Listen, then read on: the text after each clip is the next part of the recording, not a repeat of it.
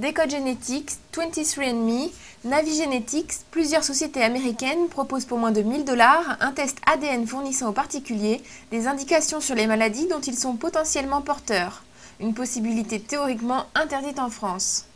Mais les gens peuvent évidemment s'adresser aux États-Unis et recevoir cette information. Alors les gens s'inscrivent, reçoivent un kit de prélèvement, font faire une analyse. On leur répond, une fois qu'ils ont payé bien sûr, on leur donne une clé informatique qui va leur permettre d'accéder à de l'information. C'est une information qui est partielle, qui est fragmentaire, qui est délivrée dans une espèce de brutalité. Seul devant son analyse, le client reçoit donc des résultats avec son risque personnel de développer telle ou telle maladie en fonction d'une prédisposition génétique. Et alors brutalement, ils vont apprendre qu'ils ont peut-être une prédisposition à l'Alzheimer, au cancer du sein, à je ne sais trop quoi encore. On vous donne des pourcentages. Moi, je ne sais pas combien de personnes ont le sens inné de ce qu'est une probabilité. Moi, je n'ai pas la prétention de l'avoir. Dit, vous avez 40% ou 10% de chance, je ne sais pas, de faire un cancer de la prostate. Mon problème est, est-ce que je m'intéresse aux 10% de chances que j'ai de le faire ou aux 90% de chances que j'ai de ne pas le faire?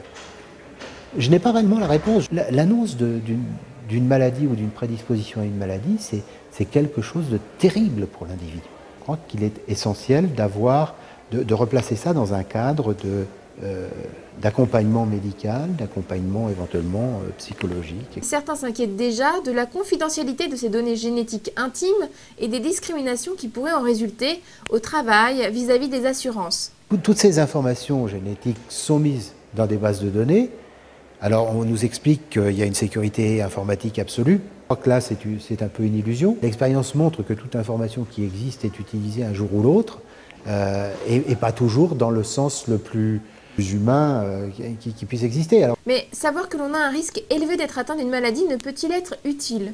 Dans certains cas, absolument, ça c'est indéniable. Dans un monde idéal, si on pouvait savoir quels sont les gens qui sont génétiquement prédisposés à développer tel ou tel type de diabète, peut-être que effectivement, si ils sont pris en charge par un régime approprié depuis leur plus tendre enfance, ça leur évitera de développer tout ce qui est associé à la pathologie diabète. Je crois qu'il y a des bienfaits, mais il y a des choses pour lesquelles on ne sait même pas quoi faire. Il y a toujours beaucoup de discussions sur les problèmes de prophylaxie dans la prédisposition au cancer du sein, par exemple.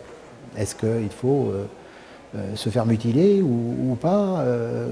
À quoi ça sert? Dans quel cadre? À quel stade de la maladie, etc. Je crois qu'il faut effectivement que les règles d'utilisation de ces connaissances puissent accompagner l'évolution des connaissances. Et en matière de génome, c'est quelque chose de tout à fait évident et l'évolution qu'on en attend est immense. Donc la tâche est considérable.